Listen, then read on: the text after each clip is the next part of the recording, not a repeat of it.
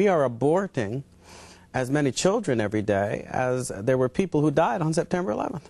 In some sense, the consequences of that evil blow against America held a mirror up to us and said, look in this. It's done in a sterile abortuary, but the truth is you're being destroyed by this evil. And I think we have to confront this truth and realize that we're not going to really be able to win this war against terror until we have defeated the principle of evil that animates terror. And that principle resides unhappily still in the heart of America itself. The evil that we fight is but the shadow of the evil that we do. Well, I think it's pretty clear that if you are enjoined to respect human life, then you must respect that human life at every stage from conception on. If you do not, then you are basically saying that there is some rubric on the basis of which you can say that some human beings deserve respect and others don't. But doesn't that violate the principle of equality? We say that we all have equal rights that come to us from the hand of God, and yet we're willing to say that because a babe in the womb is not quite as well developed as we are, we can ignore the rights of that child. If life begins at conception, then to take the life after conception is murder. And we all know, don't we, that when you commit an unjust act, the fact that you benefit from it somehow doesn't justify it. And that's true in embryonic stem cell research. It's true of abortion in general. We can't make this into some kind of calculation. We put on the scales what we're going to get from it, and then we decide that it's okay if there's enough. First, I think it's definitely true that if you look at the record, there is no scientific basis for the claim that homosexuality is somehow genetic. The various things that I have seen, all of them, when they get right down to the conclusion, refuse to draw that conclusion because they cannot establish a scientific basis for it. That's step number one. And I think that that's critical because we have folks who are constantly out there speaking about this as if it's a foregone conclusion. Well, this is something I can't control. On the other hand, I do believe that with respect to this behavior, there's a kind of compulsion involved. But it's the same compulsion that's involved in all human sexual behavior.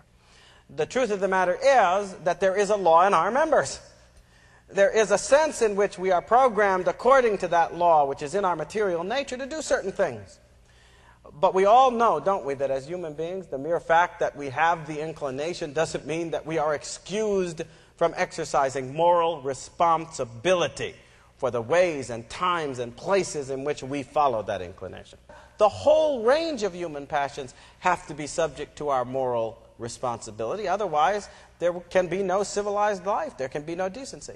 So I think if we embrace the argument that homosexuality is somehow beyond control, we are taking a view of human nature that makes freedom impossible.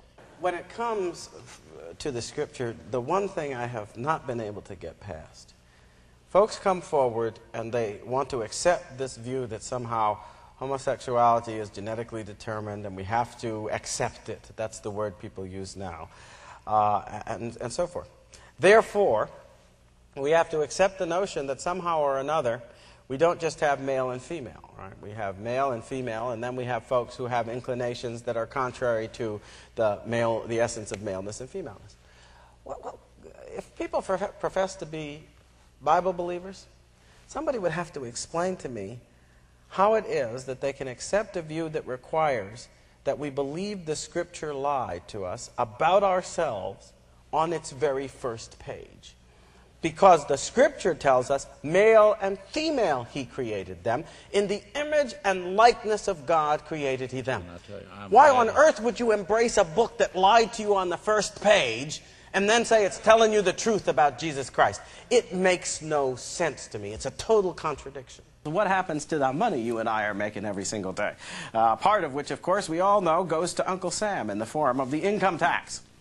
It goes to Uncle Sam because we have a law in the books that says, as we all know, we're law-abiding people, that we have to file our returns and pay our taxes. You know, don't you, that that law wasn't always there. When this country was first founded, the Constitution was written in such a way that there were serious questions about whether the federal government could in fact impose an income tax. It did so during the Civil War, but after the Civil War, when in peacetime an effort was made to impose a tax, the Supreme Court, in the Pollock decision in 1894, struck it down. And said, in point of fact, that because of the clause in the Constitution that distinguished between direct and indirect taxation, and said that direct taxation had to be apportioned according to the population of the states, a direct income tax was, in fact, unconstitutional if it was levied on the income that people derived from their property, from their land, and so forth and so on. They struck it down. As a result of that, we got something that some of us are familiar with, of course. We got the 16th Amendment, passed in 1912, and purportedly establishing the right of the federal government to levy this tax in spite of that wording of the original Constitution. Well, here's the rub. There are some folks in this country who believe that the 16th Amendment was never properly ratified. That in point of fact, the proper constitutional procedures and state procedures in many states were not observed. There are some other folks who believe that the mere fact that I raised that question proves that I'm some kind of nut. How could you even think about this? A major issue like this, do you honestly believe, Alan, that that could have slipped through the cracks, that anybody would have failed to notice that something as important as an amendment to the Constitution hadn't been properly ratified? Big things like that don't slip through the cracks. Well, maybe, maybe not. The state of Ohio was supposedly admitted to the Union in the 19th century. Many decades later, somebody raised a question about whether or not the Congress of the United States had, in fact, passed the necessary resolution approving the admission of Ohio to the Union. And they discovered that, in fact, they had not. Can you believe this? Well, they tried to laugh it off for a while and so forth and so on, and then, as it turned out, they couldn't laugh it off anymore. And in 1953, on August 7th, by the way, my birthday, Eisenhower signed into law a bill that retroactively admitted Ohio to the Union. So you see, big things do fall through the cracks. They especially might fall through the cracks when you remember that the income tax was passed during an era when American politics wasn't exactly characterized by sweetness and light. It was one in which there was a vast amount of corruption and bosses and city machines and other elements of politics that were manipulated in the urban areas in the South and around the country. I believe, and I've often said to people, that if the churches were doing their job, there should be no such thing as a government welfare system. All right. And I think that people would be inclined to do the job that the Lord means for us to do if we were not burdened by a tax system that takes our money out of our hands before we get a chance to decide what to do with it. We must abolish the income tax and replace it with a system commensurate with the real freedom of the people. But think about this from a Christian point of view. What, in fact, is a true work of charity? As I see it, a true work of charity is actually, as Christ portrays it, it's an overflow of that abundant grace that God has shared with us on account of our faith. Is it not? And that is a free-flowing thing. It's not coerced. It's a simple and true consequence of the presence of Jesus Christ in our lives. And if that overflowing is properly taking place, then nobody needs to beat us over the head, put a gun to our head, whip us out there so that we'll be doing the things for the poor and others that Christ has enjoined upon us. No, this is a step we take because we're thinking with His mind, which is in us, because we're feeling with His heart, which is in us, right? Now, when they set up a government system, coerce money out of our pockets through taxation, and then say that they're going to spend it on good works, do you know what they have deprived us of?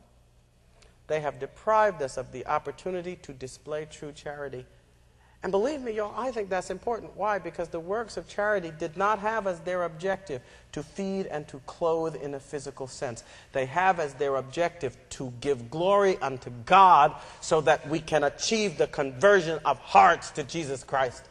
And I have to tell you, I am afraid that when we move this into a government sphere, we are in danger of letting the glory go to the government.